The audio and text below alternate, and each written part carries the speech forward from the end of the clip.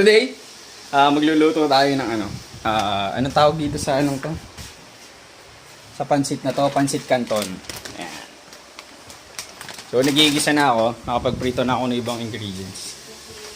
Kasi, kaya kami nagluluto is... Bibi, anong meron ngayon? Sino may birthday? Si Lala. Sino? Si Lala. Si Lalo. Si Lalo day may birthday. So, birthday ng aking father-in-law. Kaya nagluluto kami. So, ayan. Inaano ko na yung atay. Piniprito na natin. Na meron kasamang margarine. Tapos, nagprito na rin ako ng squid balls. Tsaka ng kikiam. So, after maluto nung chicken liver, totally ko na yung pagluluto ng pansit. Pagigisa, lalagay ko yung carrots. Tapos, sisimulan na natin gawan yung sauce. So, pakita ko sa inyo kung paano yung process nung pagluluto ng Pansit Canton.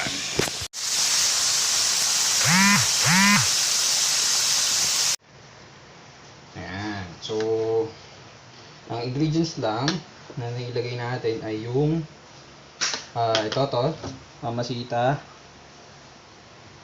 oyster sauce, diba? Ayan. Tapos, toyo, konting paminta, tilang kasi para makakain ng bata.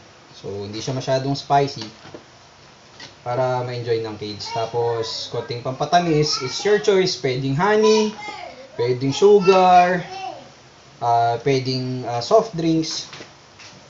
So, ang nilagay ko kanina ay konting Sprite. Yan. Ha? Hindi naman secret yun. Ang dami na sa YouTube. Yan. So, gisa nyo lang. Pag kumukulo na yung sabaw, lagay nyo na yung noodles. Yan. Hanggang sa lumambot. Tapos, tignan nyo kung matubig pa siya. Pag matubig pa siya, continuous nyo lang ng konti yung halo. Noodles yan? Opo, noodles. Ayan, let it sit muna. Okay.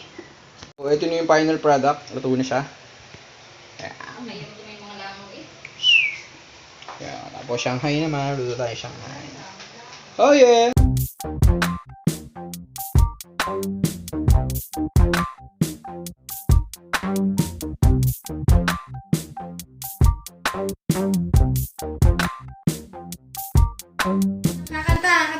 Okay na. Kanta na. 1, 2, 3, go! Happy birthday! Happy birthday, Lolo! Happy birthday! Happy birthday! Happy birthday, Lolo! Thank you, Bibi! Kikis pa! Thank you, Bibi! Oh! Oh, blow daw, bro! Wish muna, wish! Oh, God, salamat. O, sinolo muna! Ayan, untog! Ayan. Ano ba yan? Kuya! Edi kay Lolo. Oh, salamat po sa lahat ng blessing. Oh, ito yun naman. Apish, sabi mo lang na Oh, si Bibi, Bibi! Oh, ikaw muna. Oh, Bibi, ikaw naman. Oh!